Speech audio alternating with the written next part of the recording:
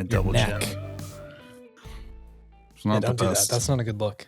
It's not the best view. How was your dinner?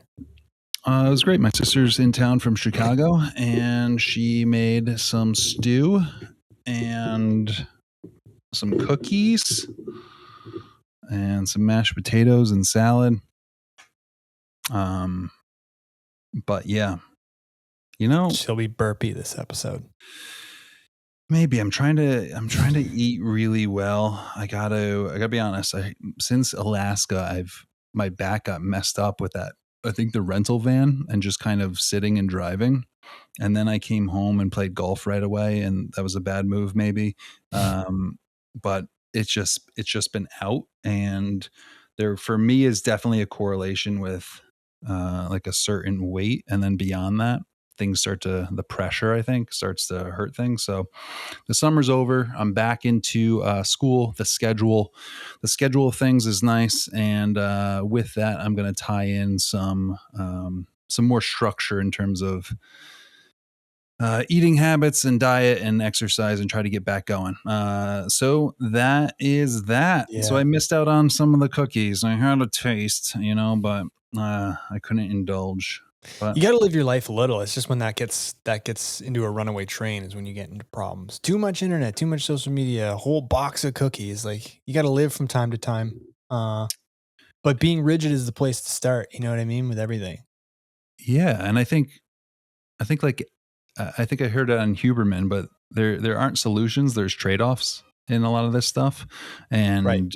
sometimes the trade-offs are like, all right, you want to eat whatever you want, fine, but then the back starts hurting, or something starts hurting, or you're more lethargic, or you don't sleep as well. So there's trade-offs. So now maybe I'm annoyed that I can't have the cookies, or I can't eat whatever I want, but not that this is a diet or nutrition show. However, it does apply to a lot of things, and there's trade-offs. So I'd rather feel good than I think feel good momentarily from a box of junk food. Yeah. You know what? I know you talk about Hormozy a lot, right? I've never really followed him, but I read something from him the other day that's been in my brain for the last like 2 weeks. And it was just something as so simple as if you did the things you knew you should be doing, you'd be 10 times further ahead. Yeah. And I was like, damn, that's so good. Like we all know what we need to be doing. Yeah. Yeah. Right. We all know. And I just love that simple approach. And it's been stuck in my head for 2 weeks, and I've been excited to get on the show and throw it up, my cerebral vomit. Yeah. It's very cutthroat, but just absolutely true. Like we know the answer. True. We know the answer to the questions in our head. Like we're a lot of the times, and the wishes that we have, we like, I wish I could be this, or I wish, well, you know what you got to do. Yeah, you know what you got to do. You got to do. You can tell we haven't recorded in a long time. A lot of our previous episodes were kind of all done in boom, boom, boom, boom, boom, rapid fire. We like to do that every now and then so we can have a break, right? So we haven't talked in a while. You can tell because we're churning up brain stew. Yeah, yeah.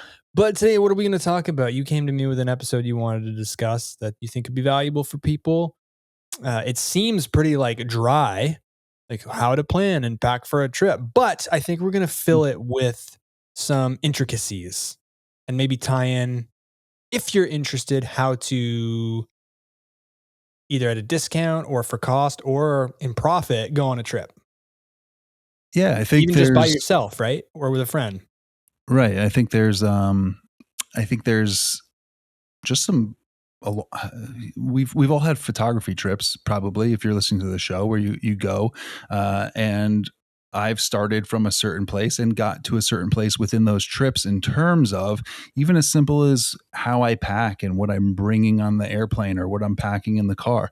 And there's just been a huge learning curve in terms of figuring out the most efficient way to accomplish a trip without feeling like you're leaving stuff behind, and a few tips along the way. I just think it's things I hadn't really thought of until recently. I think there's value in it, and maybe not necessarily the ideas that we give, but maybe that makes you think about a certain way to do things, and you go from there. So, yeah, I thought it was interesting. I think I've changed a lot in terms of how I pack for a trip, uh, from year one to year five. It's very different, and I think there's places to talk, places to jump off, and yeah, that's So that. since it was your idea for an episode topic, I'm going to interview you for a bit, and then I'll join in when appropriate. Awesome. So why were you terrible at packing and planning for a trip in year one? Where were the weak points? I brought I brought everything. I brought everything. Everything that I had. I had this fear of missing out, this FOMO of like, oh, if I don't, what if I need that lens for that one shot? I really want to do it, or I should really bring my drone just in case. I should bring both drones just in case. Oh, I should bring my gimbal so I have steady cam footage.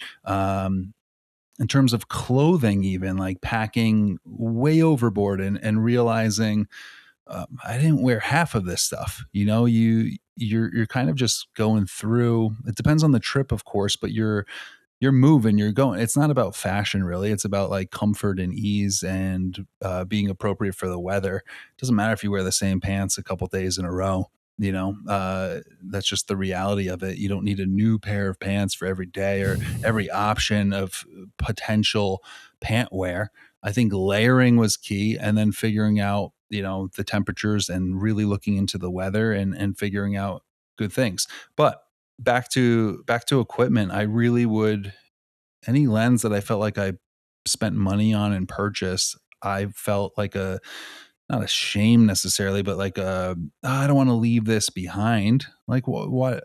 I'm going to Colorado. Why would I leave my landscape lens behind, or my 70 to 200 I just you never know what you're going to need. I might as well bring it all.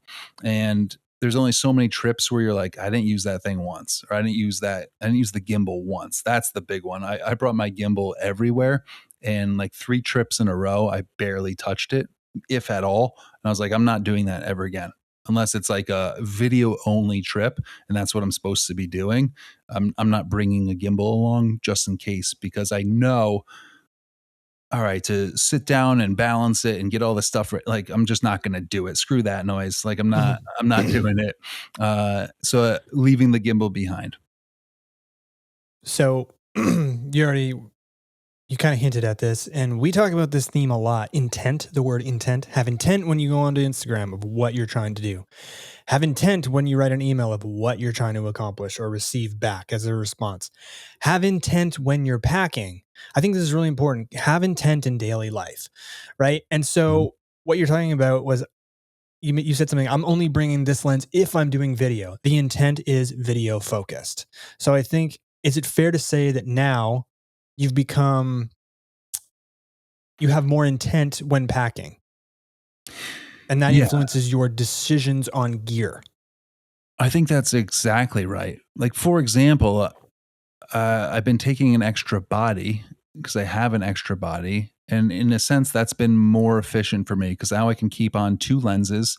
And there wasn't those moments of like, oh, I should switch lens, but it's in the car. I'm not gonna, it's gonna, that's too much work. So that sort of adding something extra with intent made my life easier to have maybe a wildlife lens on at all times and a versatile lens like the Tamron 35 to 150, like have that on and just be ready to go with pretty much anything. I think intent in terms of reality. When we went to Banff and Jasper, we were mostly in national parks that entire trip, and I mean, you planned that trip mostly and knew the area, and we're like, drones aren't really going to be a thing here. We're not allowed to fly them.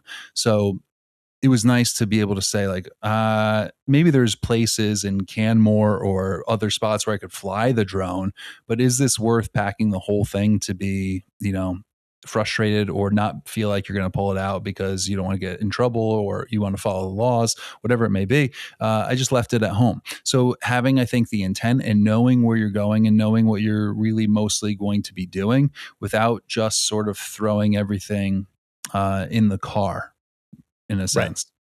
So So yes. So separate from physical gear, this begs the question. Okay, I have intent. I have a specific reason or a few select reasons of why I'm going on said trip, what I'm trying to capture. How have you learned to better develop that intent?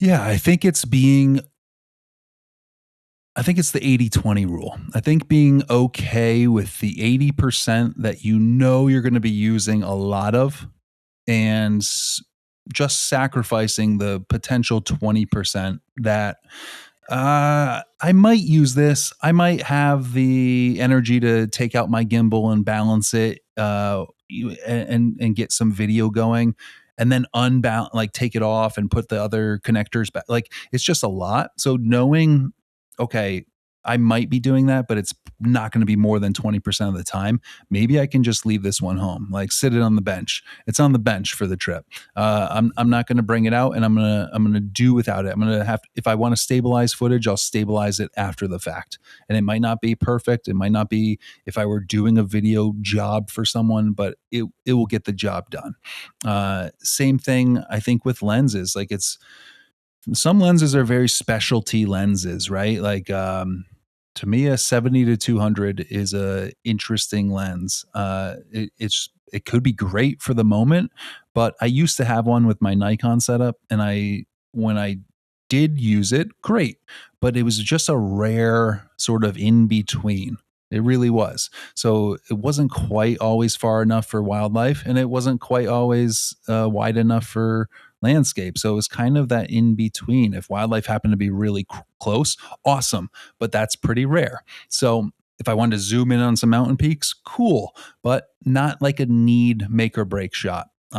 So those were and it's heavy as hell. So that 70 to 200 often would stay home on trips when I had that lens and that Nikon setup. So things like that. You just kind of figure out how much am I going to actually be using this. And if it's less than like 20-25%, sometimes it's just easier to be like, I'm just going to leave this home and go with it and make do. And then force yourself, like you've talked about, like forcing yourself to use just a 50 I did this in millimeter Alaska. for a Do you remember? while. Uh-huh.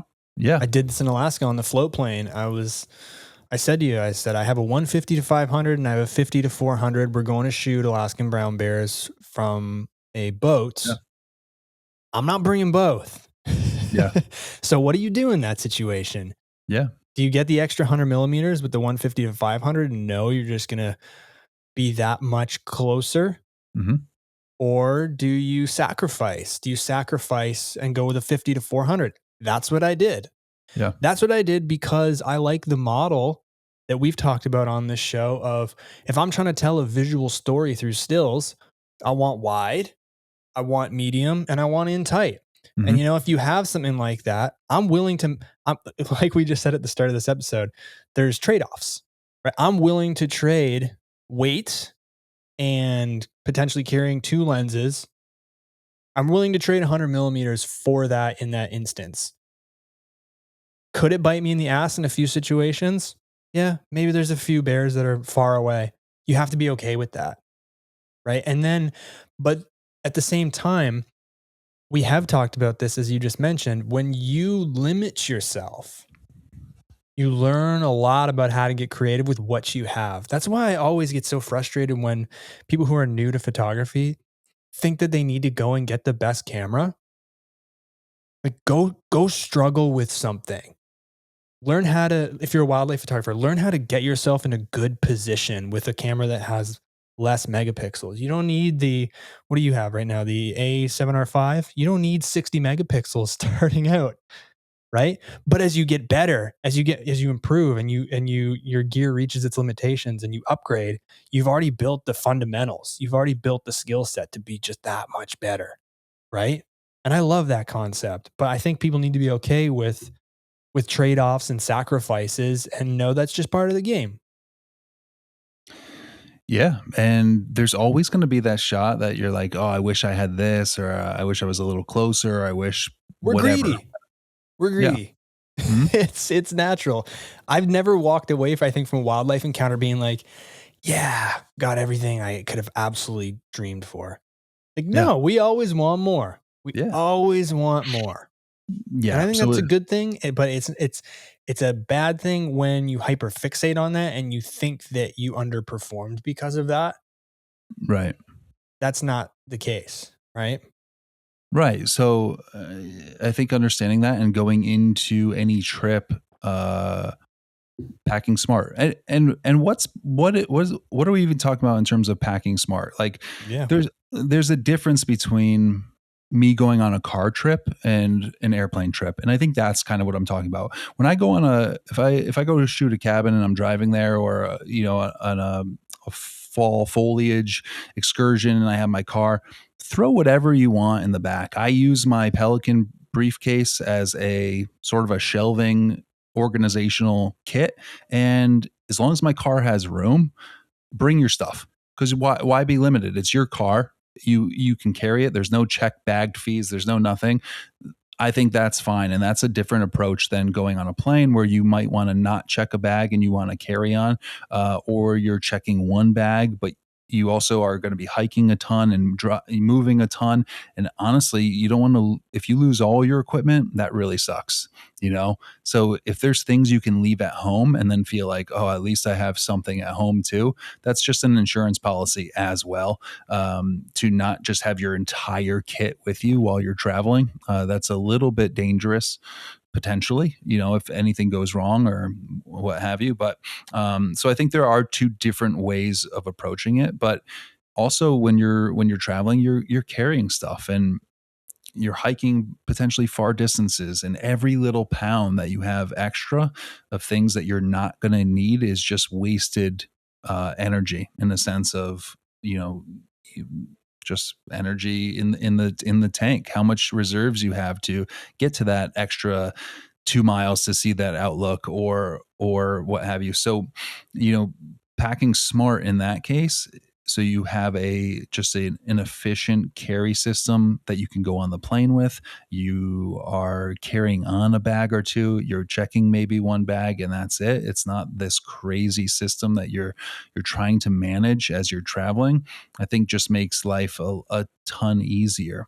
And with that, I think there's technology, like you mentioned it, having, the couple of lenses on your trip, finding the equipment that like fills the gaps that you really like, and not overlaps. Like, I wouldn't want to have, like you said, that kind of issue. Like, I have two favorite lenses for wildlife. Okay, Yeah. well, maybe pick one and sell the other, or find a lens that does both and sell both and get that one lens that kind of Right. that spans that thing, because it is hard to choose in those moments. You explained your scenario, your predicament, and you made a choice. And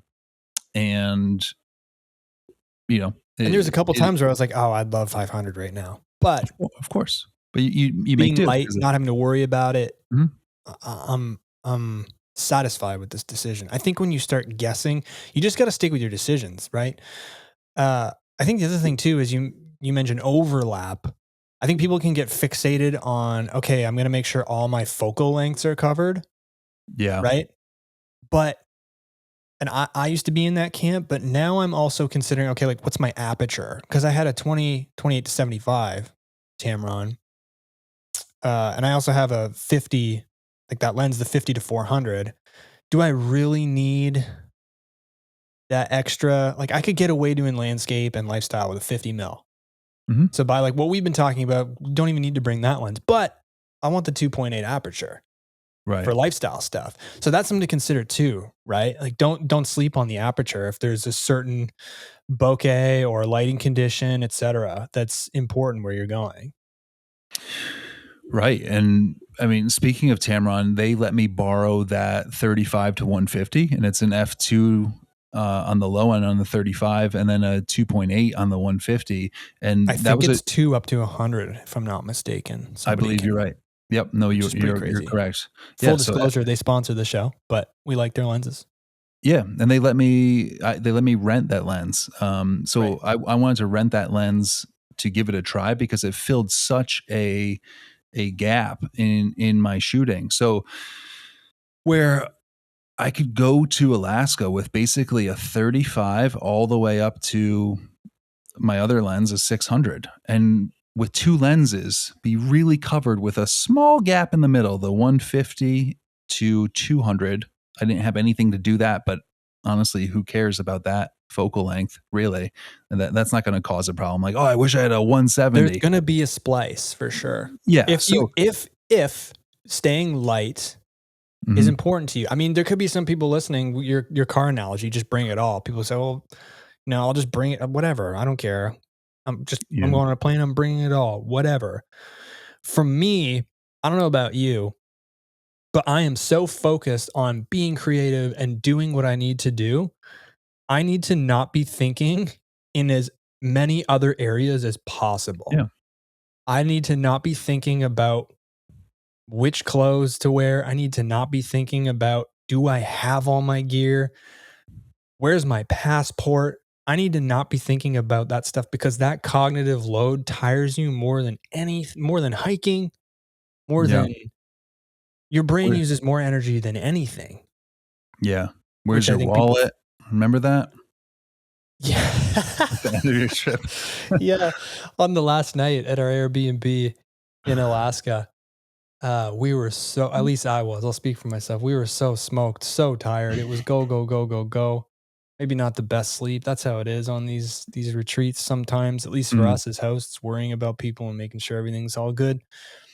And I go, Aaron, I can't find my wallet. I tore everything freaking apart, out. all my bags. I'm like, I can't find it. I wasn't freaking out, but I was at this point like frustrated, had a great time, was ready to go home now.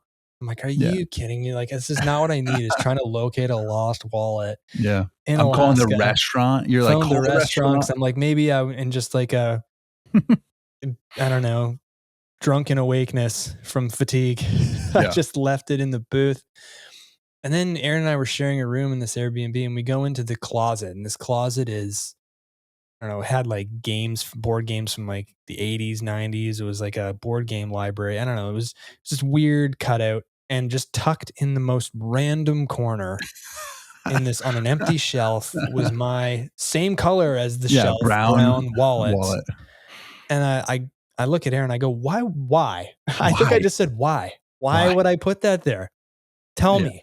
Tell Uh, me right now. so I got nothing for you, man. I don't know. I think I you don't just know. were like, you need to sleep and go home. I was Yeah. like, yeah. So So point being, like, you get tired. There's other things to focus on. You need to be able to channel where you're looking. So people saying, well, like, what's the advantage of packing light or really being diligent with what you bring? It's less mistakes, less to worry about, more energy towards what's important. yeah. And yeah, Less things to break, less things to go wrong, less things to feel like you need to switch. And like I was just saying, so with my Nikon setup back in the day, I had like the classic 24 to 70, 70 to 200, and a 150 to 600. So everything was spanned. But to go on that trip, I would need all three lenses essentially. I would feel like if I left one at home, I was missing a huge gap, and it encouraged me to bring all three. Moving over to Sony and building my lens kit once again, to be able to have a 35 to 150 in one lens, sure, I'm sacrificing the 24 millimeter to 35. Okay, but to be able to have 35 to 150 and then my 200 to 600, and those two lenses that I feel like pretty confident that I can get great video with a 35 millimeter, great landscape with that. If I need to stitch photos together, I can. And then the aperture is a 2 to 2.8. Unbelievable for portraits and what have you. Like that's a great trade-off for me. That's a wonderful trade-off to bring two lenses, and I can now carry that in my bag no matter where we're hiking to, because I'm going to right. carry my 600 in my hand and have the other lens in my bag. I don't have the third lens to weigh me down. I'm not worried about changing things over, and it's on the second body. So I have two bodies ready to go with everything I need, and I don't have to think ever. To your point, it's like these are my two choices. Which one's going to apply? And Yeah. I was just blown away by that lens in terms of how much it offered. So that definitely helps out. Yeah. So so in terms of that packing, one other thing that I've learned along the way that I think has been extremely helpful, and this is no matter where I'm going, I bring an empty camera bag.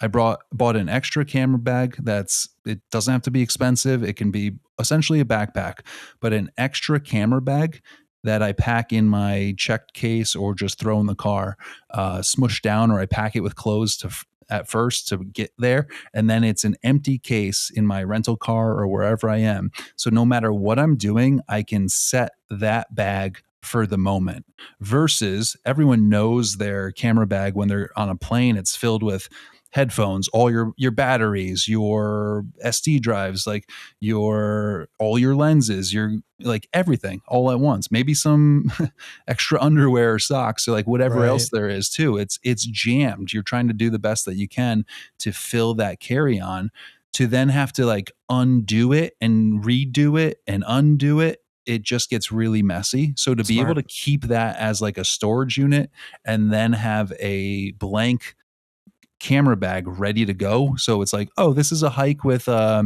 glaciers. I'm gonna bring my wide angle lens, and that's it. Boom, in the bag. Maybe an extra battery. Zip it up. Tripod gone.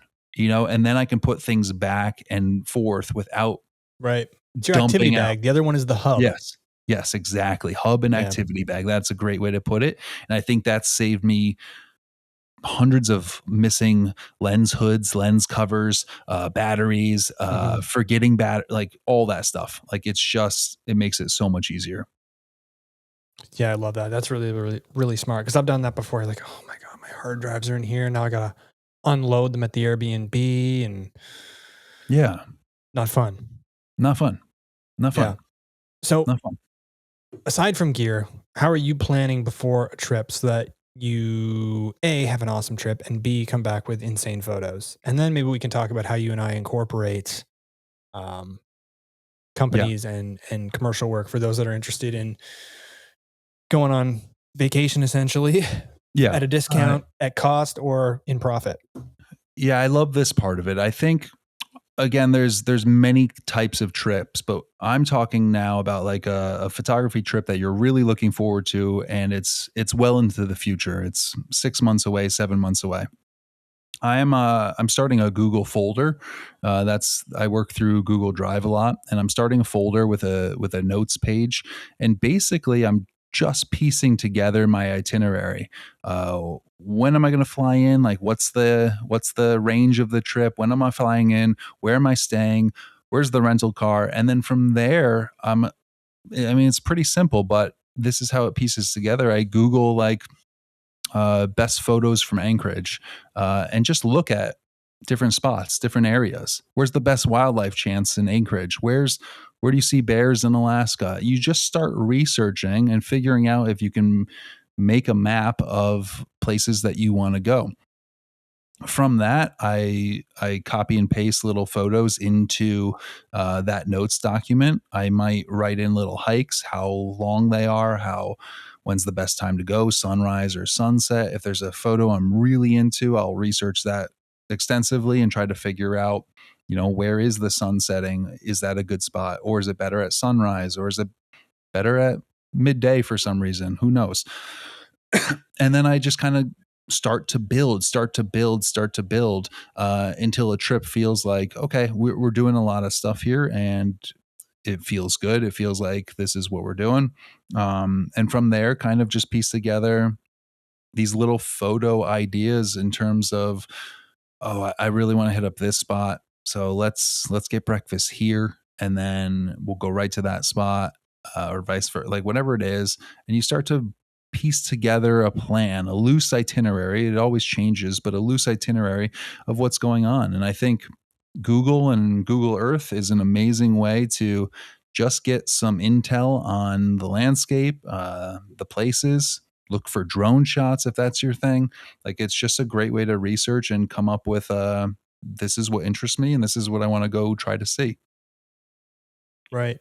Right. I like that too. And you got to have the itinerary before you start thinking about, okay, how can I do some work?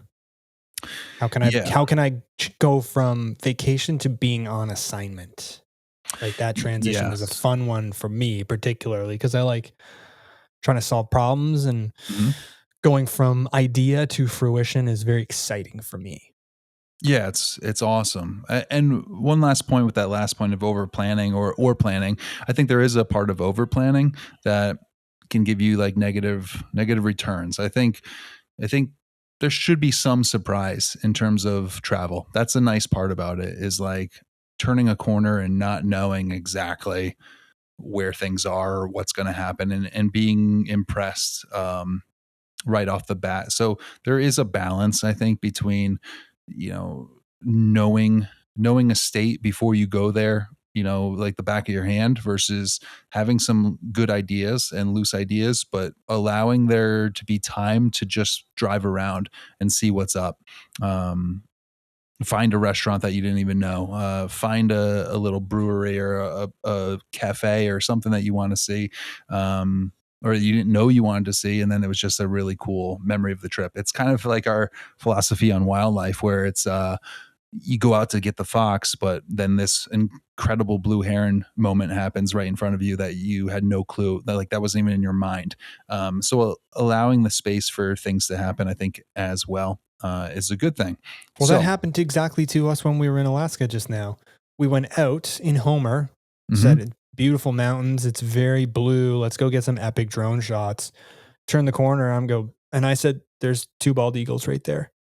Yeah. And then, well, it's Alaska. There's bald eagles everywhere, but they were in an incredibly Yeah. nice composition, very nicely framed. I think we spent what, an hour, hour and a half there.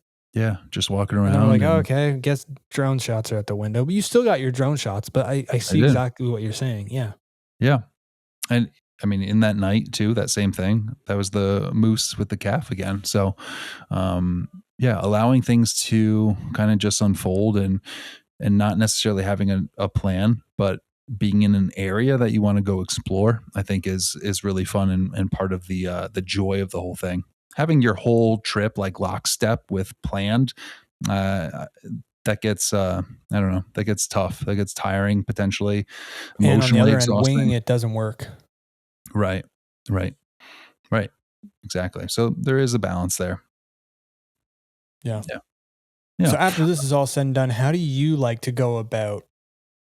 I'd really like to add some work to my plate. I'd like to be on assignment. How do you go thinking about that? How do you start to figure out what would be a cohesive partnership based on where you're going and what you're trying to do?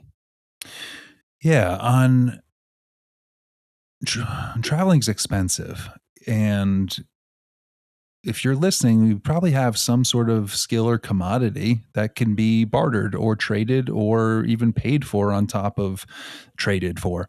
Uh, so I'm always thinking of that.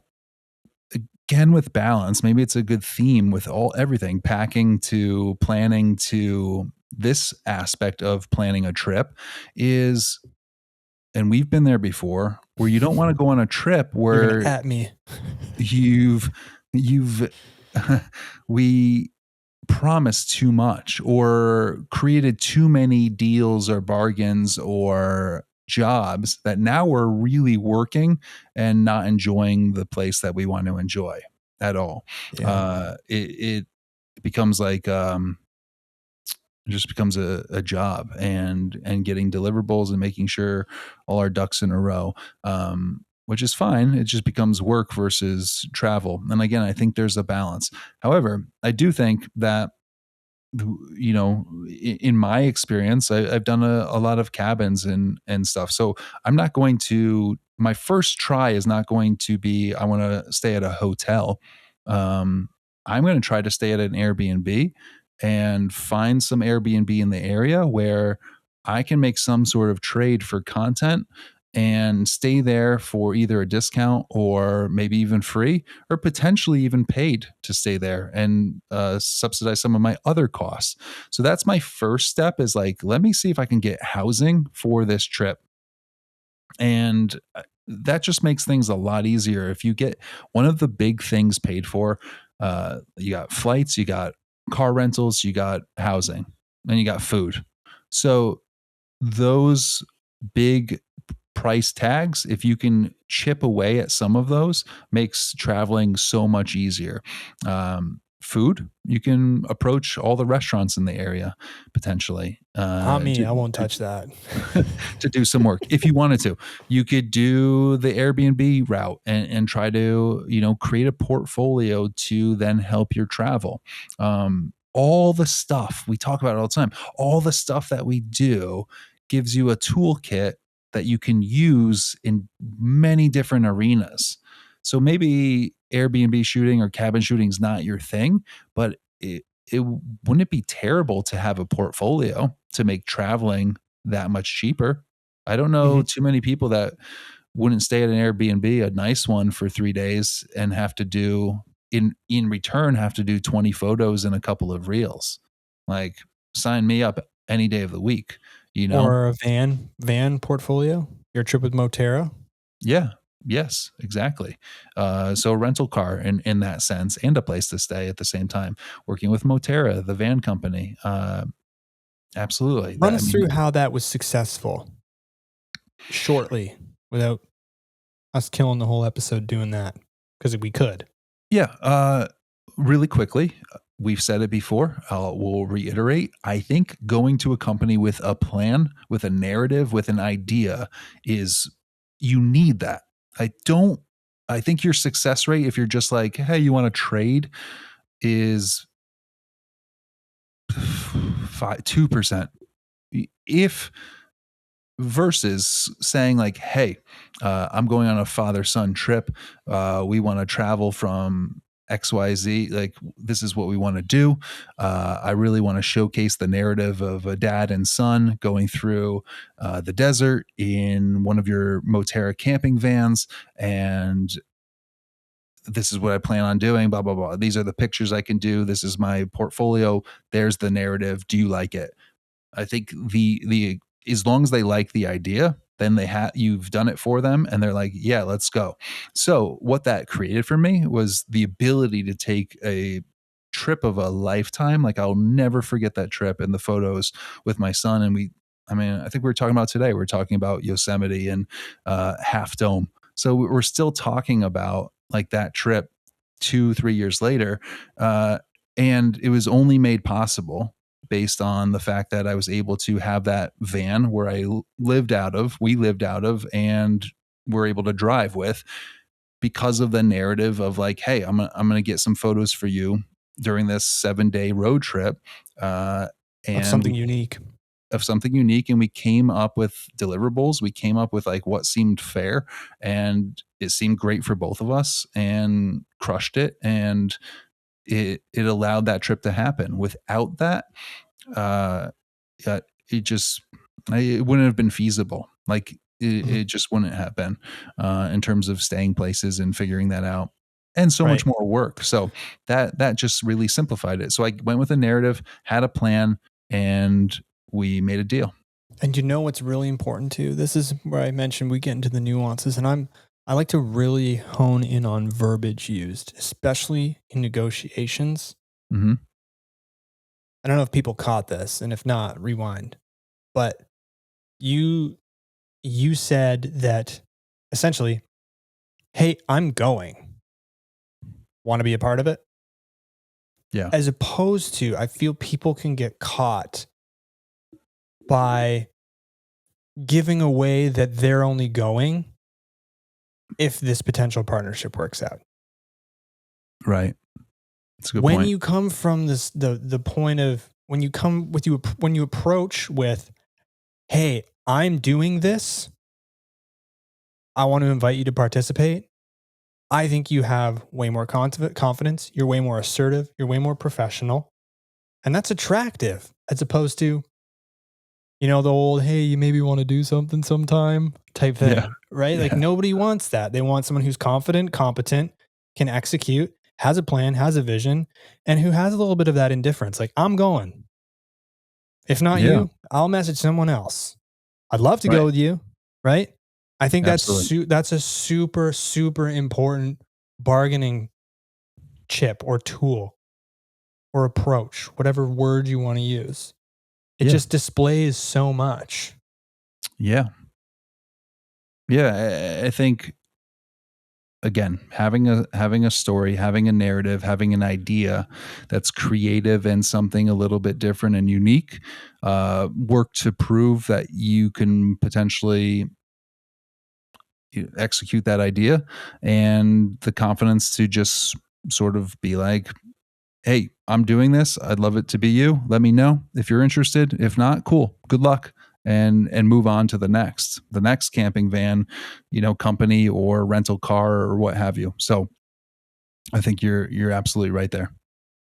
Yeah, and then also looking for, I think what's also interesting too is we're going somewhere epic and we go, I want to message Patagonia. I want to message Arcteryx. You know, just going for these massive brands that are inaccessible. I mean, I'm not Jimmy Chin. I'm not Peter Yeah. McKinnon, right? Right. There are a lot of companies that would very much cohesively blend with what you're trying to do, that are smaller, that are approachable, that have a budget. Go look for them. Yeah. And I think you're right on. You're spot on there. And if there's something you've wanted for a while, maybe it's a jacket from somewhere. Maybe it's a snack pack. Maybe it's whatever. These little things. If you're going somewhere cool, you can, again, that's the idea that you can pitch, like, hey, I'm going to be in Alaska. How often is there a photographer in Alaska with your stuff? Let me shoot me that jacket. you know I will take tons of content of it. Or is there something else that you suggest, what have you? I just think there's lots of avenues depending on what you want to do and what you want to get into. But there is lots of avenues to make your trip more fun, give it an extra purpose, like, Mhm. getting content for a company, and or making it easier on your wallet. I think the simplest way is looking for lodging and trading that commodity, because that's needed for them to market and advertise. And that's probably the easiest way. You're going to be there. Yeah. uh, but then beyond that, once that's settled, if you want to, you can go as far as you want to go in terms of that. So Yeah. it does help it out. And sometimes you can just go on a trip and save up for it and pay for it, or do the work ahead of time and say, like, I'm going to put this towards my vacation fund, and just go and enjoy. It doesn't always have to be work, work, work, work, work. You can Yeah. you can go relax as well. But a lot of us are trying to find ways to make travel that much easier. So, I was actually just having this discussion with Jad Davenport, who's been on the mhm, show. yeah, Um, Nat Geo photographer. He's done lots of cool things. He's up at with Churchill Wild. Um, helping run guided wolf tours at their lodge. Because I've been picking his brain with about something, trying to figure out how to get back up there, and this conversation sort of ties into it a little bit. But I was asking him, I said, because he said, if you want to kind of partner with a brand to help finance a trip or be involved in a trip, go looking for the companies that are already doing that. Save yourself some time. Like, look for the ones that are advertising, that are into paying for photography, that are mhm. filming that, making that short film and putting it on YouTube that you want to do. Go looking for those people. And I said, Jad, is it better to reach out to those companies who are already doing that, who maybe have their bases covered? Or is it better to go find that company that isn't doing that and say, hey, look what your competitor's doing? Like, maybe we should do this. And so I'm trying to test that, A/B that right now Yeah, and it's see what the interesting. results are. I'll report back. Mhm. Um, I don't really have any advice to offer there, but it's something to think about. Because if there's companies that are already putting marketing dollars towards stuff, you have evidence that they're willing to, right? So it would Mhm. make sense to, maybe it makes more sense to approach them with a unique concept, right? As Yeah. opposed to going on knocking on all these doors of companies that aren't doing things, products or brands, right? Yeah. Maybe they're just unaware, right? Right. So it's kind of interesting. I'll report back on my A/B testing. Yeah, that's a good point. And I've found too in this short period of time that like we've done work with many companies and then sometimes things fall apart with certain companies or it doesn't work out and then you feel like stuff's left on the table in terms of ideas or concepts. I know everyone out there, like if you're doing a job for someone, your heart and soul goes into it. You're really like thinking hard. I would think. I mean, I know I do. I know Seth does. I know Nooch does.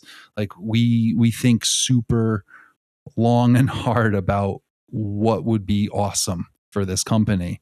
And sometimes the budget's not there or they don't want to do it or what have you. But if you just stop there as like, oh, it's a failure, then someone else is missing out because for every, whatever, there's 20 other brands that do the same exact thing with just different branding and would potentially love the idea or want to Mhm. work with you. So if one company says no, don't let that dissuade you completely.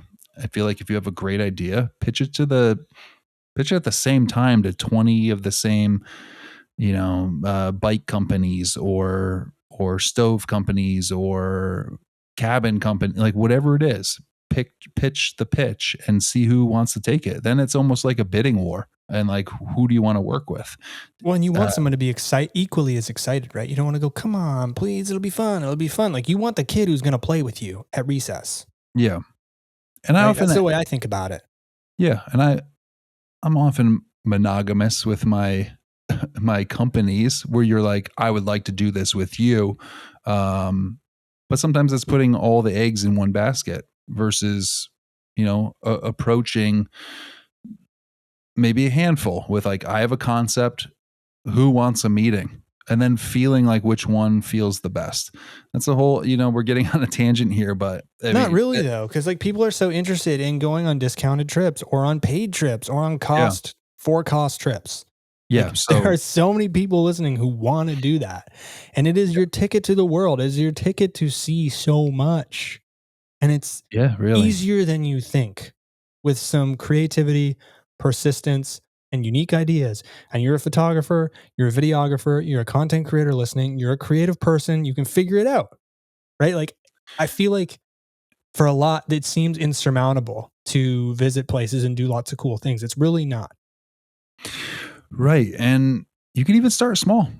Look in your own state for a place to stay. Try to subsidize a weekend away in your own state where there's not too much skin in the game. There's not air flights. There's not you're not far from home.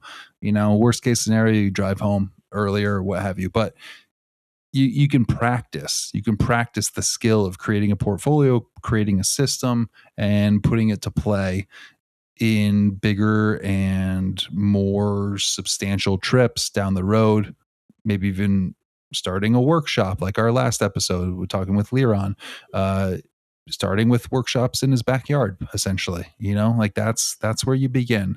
It doesn't have to be these crazy things. I think just getting the confidence in doing certain things can help with that. And a formula, a way of doing Yeah. things. I think the other thing to consider too is so when we were in Alaska, we did some work for the mobile sauna company, Seward Mobile Sauna Company, Yep. Mobile Saunas. What's the official company name? Seward Mobile I think, Saunas. yeah, I think you just said it.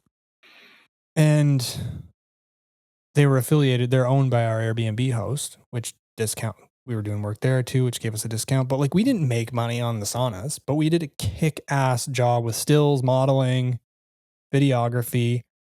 And I had fun with you being Mhm. creative. Yeah. B, I enjoyed the sauna. And then C, in the back of my mind, I'm thinking, this is going to be the best sauna portfolio ever. Do you know how many sauna Yeah. companies I can pitch now with this Yeah. Right. in my area? How Right. often do you get the chance to photograph saunas in the Alaskan mountains near a river? Right. If I nail this and I can put together a cool pitch deck, I could generate myself a lot of business when I get back home. Right. Right. So like I'm constantly thinking in that way as well. Yeah. Yeah, for sure. like like you're just saying, I dragged, drug, dragged it, Dragged. dragged it, dragged two microphones. I'm working with Telefunken. We all know that. I posted on my stories. Maybe you don't know that, but I do. I'm They're working with spicy photos. They're really cool. I'm working with a microphone company, and I'm like, I'm going to Alaska. You have to Like they, tape your road logo. Sorry, if you're working with Telefunken. oh shoot. Um, Maybe I'll switch it over. Uh, but yeah, I put those two heavy mics in my carry-on and brought them out to Alaska because I was like, After who we else? just said not to overpack. I know. Come Who but on. but who's gonna do that? And who's gonna be Right. able to come home and say, "Hey, I know we were doing stuff in Connecticut, but just so you know, while I was in Alaska, I brought two of your microphones." That stuff goes a long way, and it Yeah. was really pretty simple. Like I just had to Well, because bring it them says I and give a remember to shit. do it. Yeah. Yeah. That's what it says. It says I care. I want you guys to have cool stuff. I'm having Mhm. fun. I'm good at this. I'm smart. I think ahead. Yeah. That's what people want to work with those kinds of people. Yeah. They want to work with people that they don't have to do the thinking, I think. Yeah. Isn't it nice when someone comes to you with a problem and they're like, "We have a problem, and here's a couple of solutions I've thought of." Or not Uh, even a problem. Just here's I can do that for you. yeah, Better, sure. faster, Yeah, yeah. right? So yeah, branch out, give it a go, try things. Why not? Right Why on, not? right on. Give us a good summary. Give us a good summary of this episode. The Well, TLDR, too long didn't read. You listened on 2 times speed. Don't do that, please. so listen, not every episode's a home run, but in this one, we discussed packing, which sounds really boring. However, I think it's just a learning curve along the way to make trips more fun and efficient.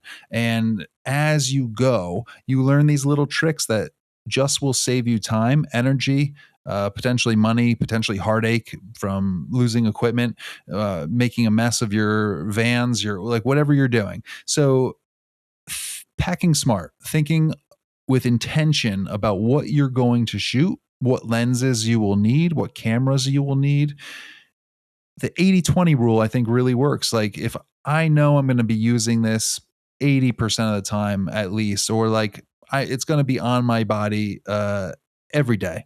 And then the 20% is like I think of like the heavy gimbal. Am I really going to take this gimbal out, balance every joint, hook up my camera and then go film for a few seconds, then undo the whole thing and pack it back away? Like, is that really going to happen often? Probably not. Then you know what? I'm going to do without this. Do I need both drones? Maybe I choose between the FPV and or the just more static cinematic panning drone, like a Mavic. Do I need all three lenses, or can I find an awesome lens like a Tamron that really spans a huge range, like a 35 to 150, and then bring one more lens for wildlife?